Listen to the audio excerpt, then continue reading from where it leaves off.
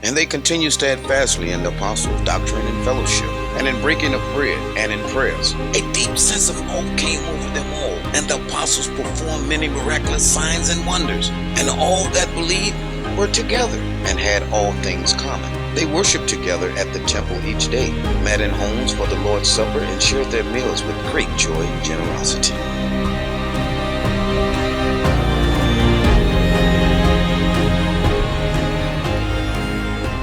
Well, good morning, NorthPoint. Good to see you today. And it's also good to be back. My family and I spent our spring break down south, where apparently we took Iowa's weather down there with us, and you got the South's weather for those of you that stayed up here. It was warmer up here, I think, than it was a lot of the time for where we were at, but I'm not complaining about that. Hey, one thing this time when we drove down south, I said, I just want to make some observations and see what is different about the South. Like, how do you know when you arrive in the South? And here is my one just very random observation. You know you're in the South when there are chicken restaurants everywhere. Has anybody else noticed this? Because we have Chick-fil-A, but it's not just Chick-fil-A down there. It's like Zaxby's, and there's Raising Cane's, and there's Popeyes around every corner. And not only that, but like the gas stations have chicken. So like we're in rural Arkansas on a 2-lane highway, and we got to stop and get gas. We go to the bathroom, we go in, and it's like there's just a display case at the front where the cash registers are that are full of like potato, like fries, and chicken, and then this, livers and gizzards. Right? Have you had, raise your hand if you've had livers and gizzards before. So my parents are from West Virginia, so I grew up with my mom would fry livers and gizzards for us, and I thought my children have been deprived of this. Like they have not, like growing up around here in the Midwest, like they haven't had livers and gizzards, so I was like, we got to order some of these. So we ordered some gizzards for the girls, and if you've never had gizzards before, they're kind of like cutting up a tire and deep frying it, right? They're like chunks of tire, and my kids were not impressed. Like, now, my girls, I love this about them. They'll eat anything. Like, they love when we go down south because we eat seafood. They eat oysters on the half shell. They'll try all the stuff. They were not down with the gizzards, though. Those were not so good. Nobody really got any of those down. They couldn't even really chew them, to be honest with you, at all. But now we're back up, though. We did that in the south. We did our chicken, our livers, and gizzards, and now we're back up to the land flowing with ranch. That's how you know you're in the Midwest, right? There is ranch everywhere, all over the place. Okay, enough about that. That's all totally random. We're actually in this study in the book of Acts looking at our origin story. And Jesus' story, the story of his church, building his church, growing his followers, is actually about to enter phase 2 of his plan. Now, you know that whenever you do a project, you have different phases to that project. Like, say you're going to do a home remodel project, you're going to do a landscaping project, you're going to add a bedroom, you're going to remodel your kitchen. You come up with different phases to the plan for how you're going to attack that, right? If you ever watch a home remodeling show like Fixer Upper, you know that there's this like diagnosis phase where we're trying to find the right house that we're going to purchase, and then we've got to decide what we're going to demo from the house. And Chip Gaines, that's his favorite day, right? Demo day, where we're tearing out cabinets and ripping through walls and getting rid of drywall. So you've got the demo part, and then now you've got to rebuild what you have torn down. Then you've got to outfit it, and then you've got to decorate it, and then you present it. Different phases. For those of you that are in school, if you have a school project that you have to do, you're going to research a topic, then maybe you write about the topic, then you maybe, if you're in middle school, get a trifold display board and put all your stuff on the trifold display board, and then people come in and you tell them about Amelia Earhart or whoever it is that you've chosen to research, do your topic on. Phases, right? Well, Jesus' plan to build his church, it also has phases. And I want to remind us of his plan. This was the plan that Jesus gave to his followers. Before he's about to ascend back up into heaven, we call this the Great Commission. Acts chapter 1 and verse 8, he says this, "But you, my followers, you will receive power when the Holy Spirit comes upon you, and then you're going to be my witnesses." You're going to witness about me, my life, my death, my resurrection. We see that all throughout Acts when they talk about Jesus, his life, death, resurrection. And you're going to do this first in Jerusalem. Phase 1 is Jerusalem, where you live locally, the people you rub shoulders with, your closest neighbors. That's phase 1. Then phase 2 will be, we'll take this to Judea and Samaria. And then phase 3 is, let's take this to the ends of the earth. And so Jesus' plan is like concentric circles, right? It's local first. It's in Jerusalem, where you live. But we're not going to stop there. We're going to branch out from there, and we're going to go regional to Judea and Samaria. That's phase 2. And then in phase 3, let's just take this to the ends of the earth. Now, just because we're about to enter into phase 2, the Judea-Samaria part, it doesn't mean that phase 1 is over with. Like, Jerusalem, you're done, we're moving on from you. Work would continue to happen. Jesus would still be witnessed to in Jerusalem, but it was like his mission was branching out and it was expanding. So far in our origin story in Acts, the apostles are the main figures in Jerusalem doing the mission. But the plan was always that the message and the mission of Jesus would grow beyond them and beyond Jerusalem, that it would be bigger and more than that. And apparently, in order for that to happen, it needed a catalyst to get it going. And that catalyst to enter phase 2 happened to be a man by the name of Stephen. We've looked at Stephen the last couple of weeks, and Stephen is this guy that was chosen to be a leader that helped distribute food to widows who were in need. And so what Stephen begins to do is he distributes this food. He also begins to talk about Jesus to people, and he begins to heal people, and God begins to use him basically to be an evangelist, to be another witness. So here's Stephen taking the message of Jesus to the streets, to the homes, to the marketplace, to where people live. He was commissioned by the apostles, but he's not an apostle, and he is a guy that embraced Greek culture. Up to this point, all of the religious leaders, the leaders of Jesus' movement were Jewish and fully Jewish. But now you got a new guy who actually embraces Greek culture. And in these 3 things that I just mentioned, Stephen shows us something about what Jesus always intended to do. That he was going to meet people where they're at, on the streets, in real life. That he was going to do this through a variety of people outside of just the official apostles. And he was going to do so among all people. Jews and Greeks, men and women and children. And Stephen is the one that helps us begin to see this as phase 2 becomes a reality. And yet, it was actually a tragedy that provided the real spark to enter phase 2. That is, the murder of Stephen became the catalyst for phase 2. Stephen, we saw, was the first Christian martyr. And when this first person who's a follower of Jesus is actually murdered for his faith, it had the potential to destroy the entire mission of Jesus, right? I mean, if your friend gets murdered for following Jesus, you might start saying, do I want to follow Jesus? Like, is it worth it? I got to count the cost of this because I might lose my life as well. And yet this thing that could have threatened to disrupt everything that was going on, it actually served to advance the mission. You see, apparently after Stephen's death, the religious leaders in Jerusalem were emboldened to really go after the followers of Jesus. And they began threatening them. They began coming after them. They had a ringleader for all of this whose name was Saul.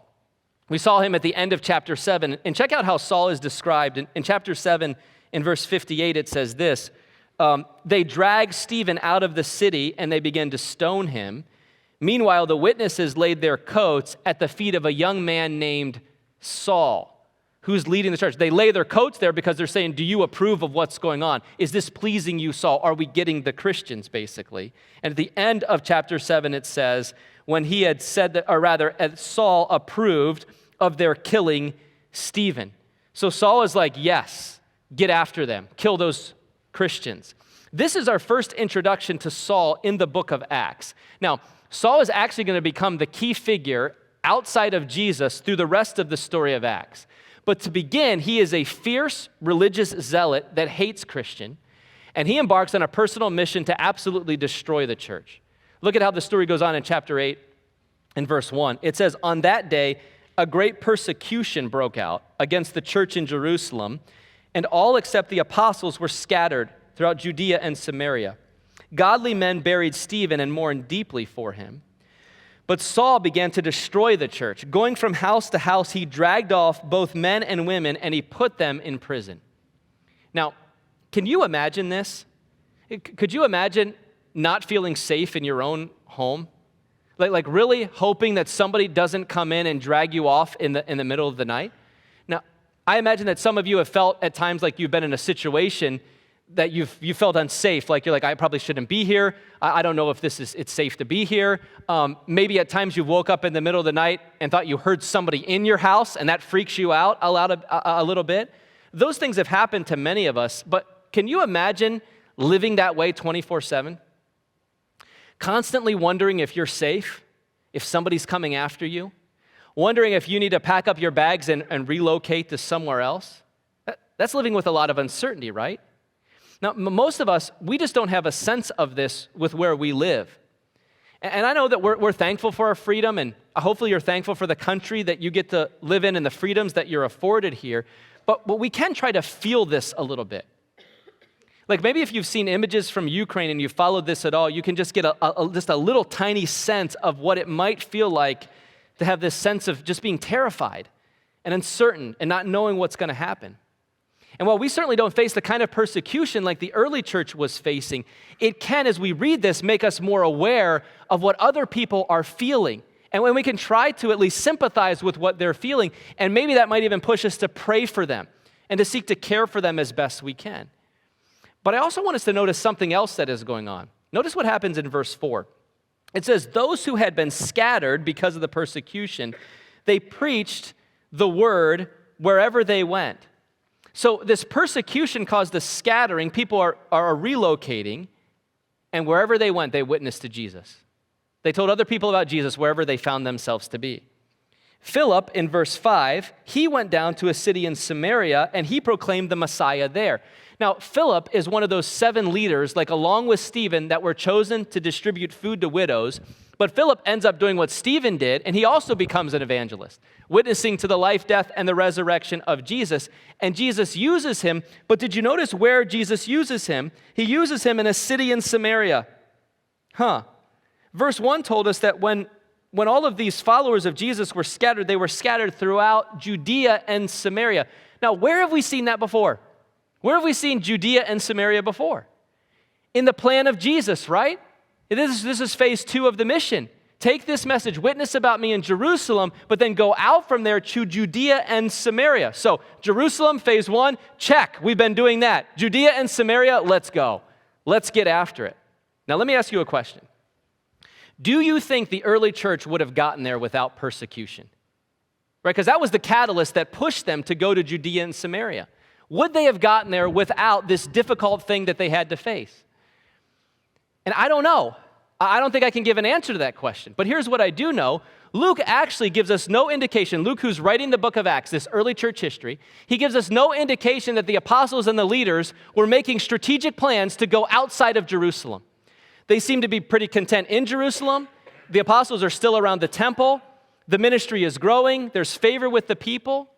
Yes, they had to face some difficult things. Peter and John are arrested a couple of times, but they were delivered from that. The church is growing. Things are seeming like they're going really well until a really hard thing pushed them into phase 2 of the mission. So get this. On one hand, persecution is hard. It's bad. It's terrible. And on the other hand, it was the very thing God used to advance his mission. And it seems a little unlikely that phase 2 of the mission would have happened without the persecution. Now, we have to be careful with this because it doesn't mean that you should go around asking for it, you know? Like if you're a really good follower of Jesus, God, persecute me, hurt me, give me pain, make my family hate me, you know? We don't have to ask for that. We also have to be careful that we, followers of Jesus that live in this country, don't lament that we live in this country or feel bad that you live in this country, or think that you're a terrible person and you'll always be a second-class Christian because you happen to live in America. I don't think that's what God wants for us. But it does mean something to us about hard things and about persecution. It means that persecution and opposition and hard things are a part of God's plan. And sometimes the hard things that we face take us to places that we would never choose to go on our own. Sometimes those hard things advance the mission of God in our lives. Sometimes difficult things prompt us to move forward. And sometimes difficult things, loss, opens new opportunities in relationships. Something like that is going on here. It's not fun. No one is asking for it. Nobody wants it to happen, but God is using it and growing his people and reaching more people and advancing his mission in the midst of it. Anybody here remember Paul Harvey? If you're my age or maybe older, you're like, yeah, I know Paul Harvey. If you're younger than me, you might be like, I don't know who you're talking about. But Paul Harvey was an American radio broadcaster who had this very distinct voice. And so he would come on the radio and say, hello, Americans, I'm Paul Harvey, right? And then he would do this the rest of the story segments, just this really cool stories. He would do these stories where he would give you like one aspect or one part of the story and weave this story, and you're like, I feel like I know some of this, I've heard some of this before, but then after he would give the first half of the story, he would add another aspect or a side angle to it, and you're like, oh, that's who he's talking about, giving you the rest of the story. He would maybe give you a story about, for instance, a cola that was created and made out of one man's love for his employer's daughter. And in order to impress her and to hopefully get her to like him, he created this special soda with a lot of different flavors and gave it to her, and their love started to blossom. But then his employer said, you're not good enough for my daughter. You can't marry her. And so out of tragedy, he moved away from that place to a different part of the country, but he took his cola with him that he had made for the love of his life and ended up becoming very successful with this cola and actually named it after the girl's father, who was a doctor. And that's how Dr. Pepper was created from the very beginning. That's the rest of the story. And that's what Paul Harvey would do, give you the rest of the story, right? Well, this part of our story in Acts, it's like a rest of the story segment. When you look at it from one angle, it's bad. Persecution is not good. Unjust imprisonment, death, people fleeing their homes, no one wants that. It is terrible. And yet God used all of that difficulty, well, to do this. Verse 4, those who have been scattered preached the word wherever they went. And Philip started enacting phase 2 of Jesus' plan from the very beginning, taking the message of Jesus to Samaria. On the surface, something tragic is going on. But above, from an aerial view, something big is happening. The rest of the story is that God is at work there. And then notice what happens as Philip goes down to Samaria. Verse 6 says this, when the crowds heard Philip and saw the signs that he performed, they all paid close attention to what he had said. For with shrieks, impure spirits came out of many. Now, I've told you this before, but sometimes the Bible just describes what happens and it doesn't give us a lot of commentary on it. But could you imagine being there with people that are demon-possessed? Philip is exorcising them, not exercising, E-X, how do you spell exercise? With an E? It's an O exercising. Okay, yeah, I'll figure that out later. He's removing the demons from them, right? And as he's doing that, they go out of people with shrieks, screaming. Yeah, what is that? I don't even know what that's like, but it's like, if you've watched The Exorcist before, maybe it's something like that. Absolutely crazy. Why are they shrieking? Why are the people shrieking? Because the demons don't want to give up their possession. They don't want to give up their power. And yet the power of Jesus is overcoming them, casting them out, and giving people freedom. Impure spirits came out of many, and many who were paralyzed or lame, they were healed. So there was great joy in that city. That's amazing, right? Now, I want you to notice 4 things about this section as Philip goes down to Samaria. First of all, Philip is on a mission. He's on Jesus' mission, sharing his message. And Philip embraces his role as an evangelist, say, wherever I'm at, I'm going to Samaria, and I'm going to witness to the life, death, and resurrection of Jesus. The message that Philip brings is confirmed by signs. These miracles that happen, this work that God does through Philip, like everybody who does these miracles, they are signs where God is saying, I'm in this, listen to the message. It's not ultimately about the signs. Like we've said this before, signs do what? They point you to something else. They warn you, they direct you, they guide you, they point to something else. And these signs, even demonic freedom or freeing people from demons, is a sign where God is saying, listen to the message. This message, thirdly, is accompanied by compassion, by care, by healing for people. And so as Philip brings this message of Jesus, he's not like, hey, you all need to believe in the life, death, and resurrection of Jesus, and if not, forget you. Right? If you believe, then you're on our team, and if not, well, then I don't have anything for you. What does Philip do? He's healing the people in the town of Samaria. He's caring for them. He's exercising compassion upon them and love for them. And then lastly, you notice that the result of all of this is joy. I love this in verse 8. So there was great joy in that city. The message, combined with the love of Jesus for people, should bring joy to, get this, to our cities. Do you know that there should be joy in Johnston, and in Grimes, and in Ankeny, and in Urbandale, and in Waukee, and in West Des Moines, and in Polk City? Yeah, we'll throw Polk City in there too. Polk City, all of these towns around where you live, right? Because of the message and the love of Jesus through us. Jesus wants to bring joy to the cities in which we live through us. That happens here. Now, That doesn't mean that everybody in all of these cities is going to like you or agree with you or be on the same team or even join up with us. That's not always going to happen. In fact, there may be opposition. There may be some people that are against us. There may be some people, get this, that even hate you and completely oppose you.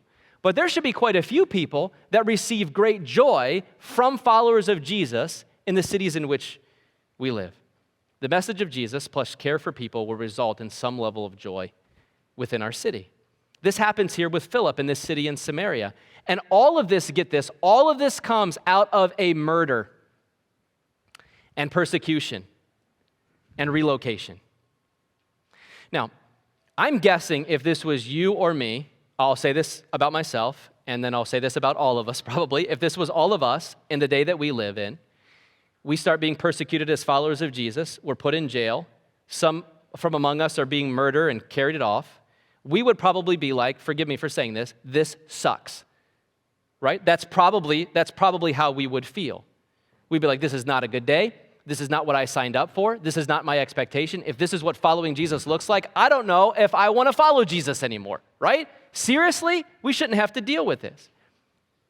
Anybody willing to admit that as you sit there? Are you willing to admit that? Yeah, I would struggle with that. I mean, think about this. What do you do right now when hard things come into your life? How do you deal with loss and unfulfilled expectations and hard, difficult things right now? How do you deal with timing on something that is taking longer than you want it to take? I mean, let's just talk about inconveniences. How do you deal with inconveniences? Like, yeah, dude, 7 minutes in the Starbucks line the other day. Can you believe that? I mean, they don't even have the inside open. Can't get enough baristas, for me, right? And so I got to wait here forever. I didn't even get to get my coffee because I was going to be late to work. We whine and we kind of complain about those things. We're complaining about that. I'm not sure what we would do if we were persecuted, to be honest. If I'm honest, I don't know that we'd be ready for anything close to what happened to the early church. Do you think you would be? To be arrested, dragged from your home, see a friend killed for your faith, or have to relocate and leave your home? Could I do that? Would I still trust in Jesus if that was the cost? And even more than that, would I see all of that as a part of his mission and realize that I'm being given the opportunity to advance his mission in a new way? Goodness, this thing can be hard, right? This following Jesus thing, at least when you paint that scenario, that looks difficult. And if not, if I wouldn't stay with Jesus and I wouldn't be in it, do I maybe need to take a step back and realize there might be something missing in my relationship with him? I want to try and help us with that today because it's a really important question for us to consider. It would be just easy to ignore this, right? I mean, we don't really deal with this at the level that the early church did. And so it would be easy to say, well, this is a hypothetical scenario that probably will never happen to us. So can we just have a different question today, Jeremy, and sort of not deal with that? That's difficult. We could ignore it. On the other hand, you could swing the other way and say, well, I guess we should just feel terrible about ourselves for being able to live in this country, for being able to go to church freely, for not having to worship Jesus in an underground church. And I guess we're just always going to be assigned to the class of second-class Christians. We're just sort of lame Christians. We're not very good Christians because of where we live and the freedoms that we have.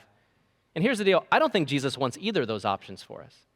I don't think he wants us to ignore it. And on the other hand, I don't think he wants us to feel bad for where we live. After all, most of us didn't choose to be born and to live where we live. Some of you have. Some of you have had to do that. But for many people that are here, it's not like you chose this. This is where God placed you. So he must know what he's doing. So how do we not ignore it, but also not feel bad about where we live? How do we deal with the difficult things that we face in our lives? And so here's how I want to frame it. What should you think and do when things don't go your way? What should we, as followers of Jesus, what should we think and what should we do when things don't go our way? When we deal with hard things? When we have a loss in our lives? When there's difficulty or we face a particular trial? And what I'd like you to do is get something in your mind so you can really think about this in a pretty clear way about something in particular. So could you get something in your mind that's a difficult thing, maybe that you're facing right now? Something that you're dealing with right now that's hard, that's difficult. Maybe if things are pretty good for you right now, you might anticipate something that's going to come, that's on the horizon for you. Or maybe for some of you, there is something that you have been dealing with for many years of your life that's chronic, that never quite goes away, but is never fully resolved, is never quite the way you want it to be, but you always have to deal with it. So it could be one of those things as well. It could be a relationship. It could be an expectation that you have that is unfulfilled. It could be a health circumstance. You got your thing in mind? I'm trying to delay long enough and just keep talking so that you can actually have time to think about your thing, okay? Get your thing. I want us to see 3 things from this passage about what we should do when things don't go our way. And the first thing may not be apparently obvious at the beginning, but it's this. We've got to make sure that we don't ignore or deny the pain. You can't deny or ignore the pain. I read over this pretty quickly, but we got to make sure that we see it. In verse 2, we read this: godly men buried Stephen and mourned deeply for him. Do you know it's not godly or spiritual to just suck it up? God does not expect you to spiritualize or to minimize your pain. It's not spiritual to say, well, this isn't significant, this isn't a big deal. It's not spiritual to suppress your emotions and hurt because it would seem like that's selfish to talk about that. And that's not what good Christians are supposed to do. I mean, Christians are just supposed to trust God and everything's going to be okay, right? Well, when Stephen was murdered, the church didn't say, hey, right off the bat, Stephen's dead, let's celebrate the advancement of the mission. Let's have a celebration of life service for Stephen. We're going to sing a lot of great songs. It's going to be one big party. We're going to celebrate his life and his death, and now Jesus' mission is moving forward. Yay for us. They didn't do that. What did they do? They buried him, and they grieved deeply over his death because it was a tragedy, an absolute tragedy. It was evil. It was hard. It was unjust. And God gave them space to mourn because they needed to mourn. You know, there's a lot of things in this life that we need to mourn over. We need to cry and grieve and sorrow. I think we understand this a little bit more when it comes to the loss of someone that we love. You know, if you lose a parent, a close friend, a spouse, or a child, like we know we should grieve. We know we need to have sorrow over that. We know we need to do some processing of that. And yet I also wonder if we try to speed all that up too fast and make it really quick and get through it. We got like a couple hours of a day. We'll have a bunch of people come. We'll do a viewing. We'll do a funeral service. And then everybody needs to get over it. We need to move forward, right? Quickly. And if I'm really spiritual, I'll just trust God and He's going to make everything okay. We kind of think that. So in some ways, we deal with the loss of life a little bit better. But I want you to realize something else, that there's also a lot of other losses that we need to grieve. The loss of a friendship, children leaving the home, the loss of a pet. I mean, how unspiritual does it feel to some of you? Like, I can't cry over losing a dog, like, or a cat, or like, are you serious? That's not godly. That's not spiritual, because Jesus is our portion, and He's going to be everything to us. And no, I mean, if you've had a pet in your home for 10 years, 12 years, 15 years, and you lose that pet, that thing's a part of your life.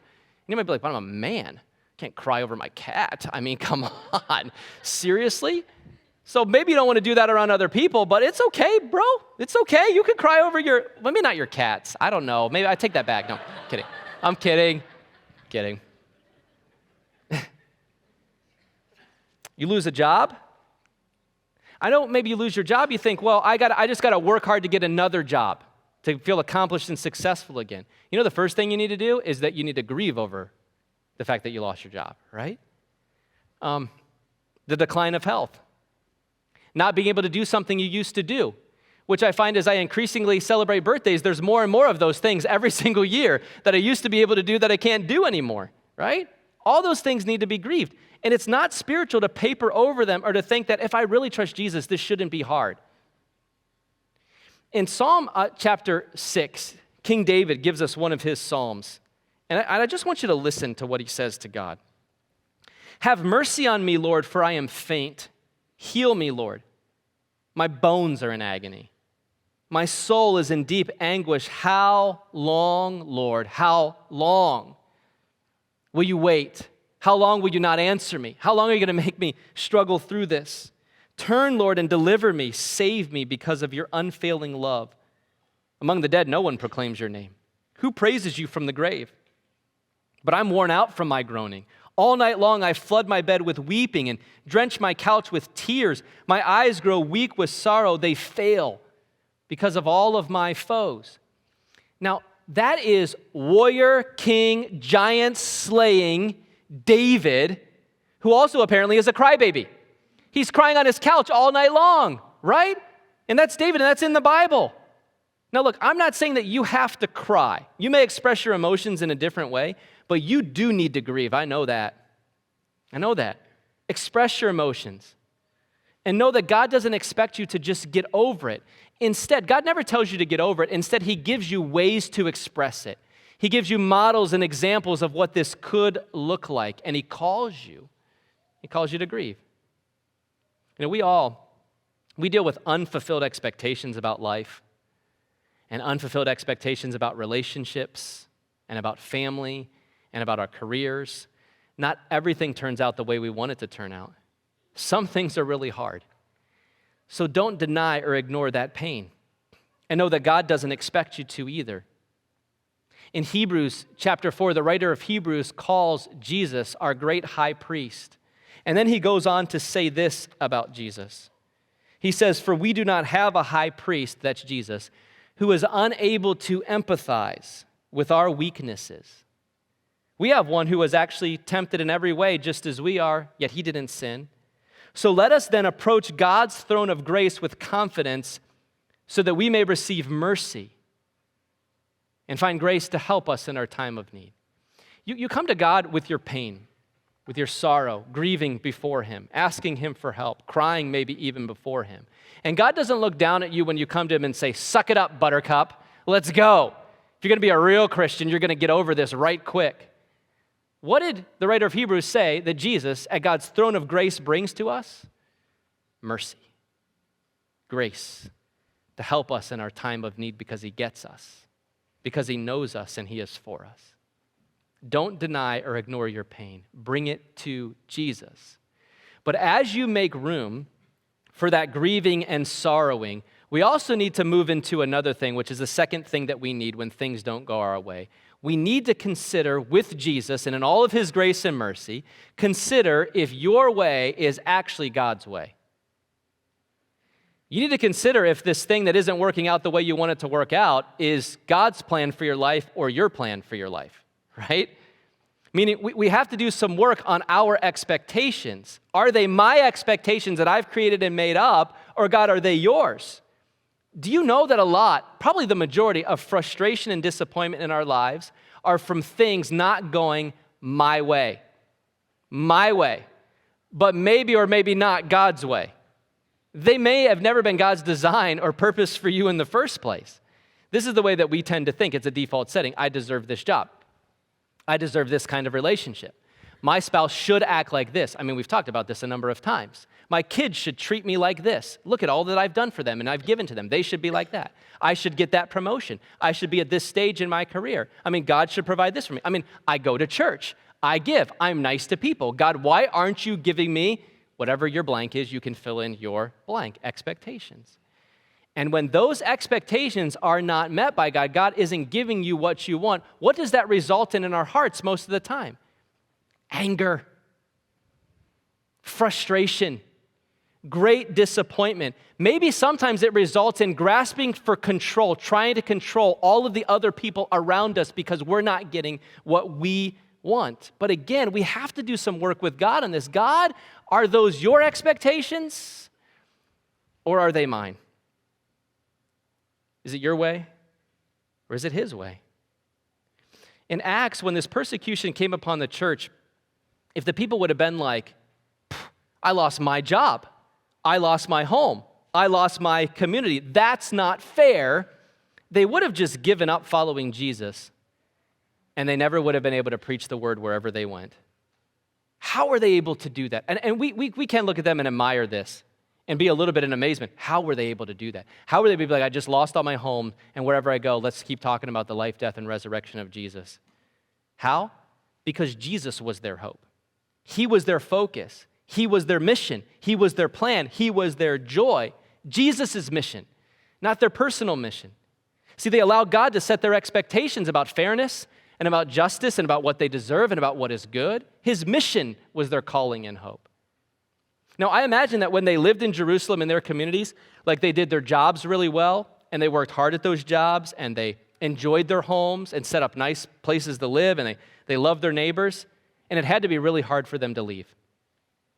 That's why we mourn and we grieve, because losses are real, they're genuine, and we need to grieve them. But at the end of the day, they let Jesus set their goals and their expectations. Personally, I'll just share with you the way that I try to think about this. And I'll tell you, this is how I try to think about this. I try to think, Jesus, I'm just a vessel for you. You've placed me where you want me to be. You've given me what you want to give me. And I pray that you just help me to embrace my role that you have for me. My role right now is that you've let me be the pastor of this church, and you've given me 5 daughters, and you've given me a wife, and a labradoodle too on the side. That's what you've given me in my life, so help me to embrace my role, to love the people that you've given me, to try to be faithful to you, and I'm going to need your help. But, Jesus, I realize I can't save my children. I can love my children, I can introduce them to Jesus, I can try to direct them towards Jesus, but at the end of the day, I don't control them. They are yours. I'm a pastor, I talk with people, I counsel people. I want you to know this. If you come to me and you say, Jeremy, we need help in our marriage, I will not be able to save your marriage. I realize I can't do that. I am not the Savior. I can point you to the one who can save you and save your marriage, and I can be a vessel to help guide you in that direction, but I can't save anyone or anything. I can't make a perfect life. I can't have everything be the way that I want it to be in my life, and I deal with a great level of disappointment, and I have expectations, and I'm always like, is this yours or mine? I don't know, and I get messed up with that sometimes too. But God is always reminding me that this life, it's not really my own, and I need to let Him shape that. And you know, one way that He reminds me is He's given me a bad back.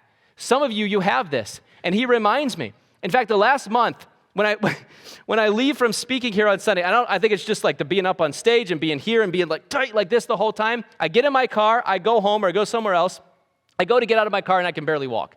And I'm like, oh no, it's about to go out. I gotta go lay in bed. I don't know if I'm gonna be able to stand anymore. So that's my little thing that God's given to me, that the hard thing that I have to deal with all of the time, right? That He just reminds me, Jeremy, you're not in control. You're a vessel for me, and I love you, and I'm for you, and I'm gonna help you, I'm gonna guide you through this, but you can't save, control, or direct anything on your own. You need me, all right? And when I struggle and I sin, sometimes I come back and I say, Jesus, please forgive me for failing. Would you give me your grace? All the outcomes in my life, they're actually yours. So help me to rest in you. Now, I'm not saying I don't live there every day, right? Because I sin too, just like the rest of you. But that's where we got to live. Jesus, this is yours. What is your will? What are your expectations? What do you want for this life that you've given to me? Is Jesus' way your way? That's the question. Is Jesus' way your way? This leads to the final thing that you need when things don't go your way. First, don't deny or ignore the pain that you're feeling. Jesus sees it. He's with you in that. But you do need to consider if your way is God's way. And then lastly, see your pain as a part of God's plan. I know this one is fairly obvious, but we need to talk about it. We need to see our pain as a part of the plan of God. Again, when this persecution comes, the early church doesn't freak out. And you know it had to be hard to leave your home and to feel threatened. But it's like they had this underlying trust that God was at work, get this, through pain. That God was at work in difficulty.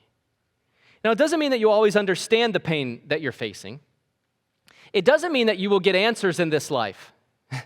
Some of you, you're like this, you're so driven, you're like, why? And look, God will let you ask the question why. But at some point, you're going to have to stop asking why. Because if that's your goal, to get an answer to the why of the pain in your life, that's going to be a really long journey that has no end until heaven. And then when you get to heaven, you're not even going to care about it anymore, right? And so ask Him why. There's room, there's space for you in that, but you can't ask why forever because you may never get the answers in this life.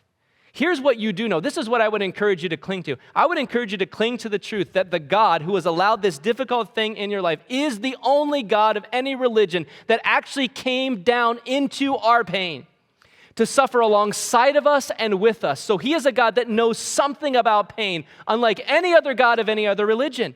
Jesus enters our pain, suffers with us. He knows what that feels like. And so that God has to have a reason for pain. He can be trusted in your pain because he's an empathetic high priest who was tempted, who suffered, who struggled in every way like you and I struggled. And so he calls you to come to his throne of grace to receive not a suck it up buttercup, but a mercy and grace to help you in your time of need. You know, there's a lot of reasons why we may be facing the pain that we're facing.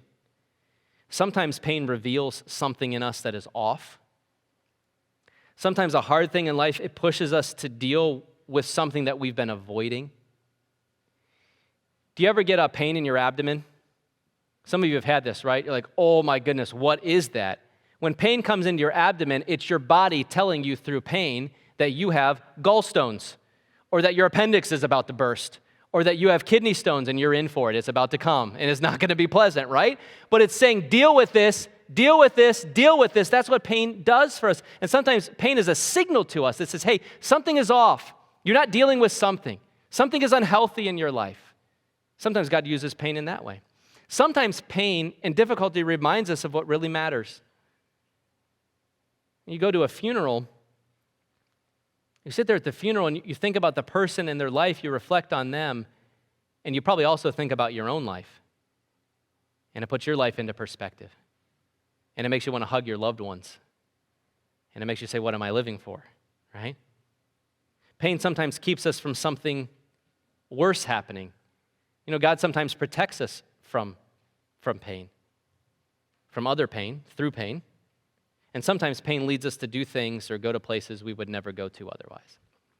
That certainly happened here in Acts. Whether the early church was dragging their feet on the mission of Jesus, they didn't want to go into phase 2, or whether it was just like Jesus was like, that's fine, but it's time for phase 2. We're going to make this happen. We know this. God allowed pain to bring the message of Jesus to many more people. And look, the pain that you are facing, it will be used by God. It is being used by God right now. So don't deny it or ignore it. Don't suppress your emotions about it. But then ask Jesus, hey, is this your will or mine? Are my expectations and my goals aligned with yours? And then trust that he's working in your pain. Sometimes we think in our lives that happiness will only come when pain is removed from our lives. Sometimes we think that happiness will only come when I get what I want and what I desire, like when my kid straightens up, when my spouse acts better, when my job improves, when my parents lighten up on me, when my health turns around, then I will be happy, and then I will trust God. But what if God wants to bring you happiness in the hard thing before it ever changes or gets better? Because what if he is happiness? What if relationship and resting in him is the definition of what happiness and peace is? You see, God knows your heart, and he knows that if your eyes are always just fixed on your circumstances or your expectations or other people, you're going to live a life of continual disappointment. You're never going to be happy. Only he can satisfy you and bring you peace. And that's what he wants for you. He wants a joy, a rest for you that only he provides in relationship with him, on mission with him. What if your ultimate expectation is resting in Jesus? What if your ultimate goal and what you expect for your life and what you hope for your life is Jesus? And that is success. Like his love, his grace, his truth, his mission. That is your life. So don't deny your pain. Don't ignore it. Consider if your way and your expectations are God's expectations in his way, and then see your pain as a part of God's plan. Would you pray with me?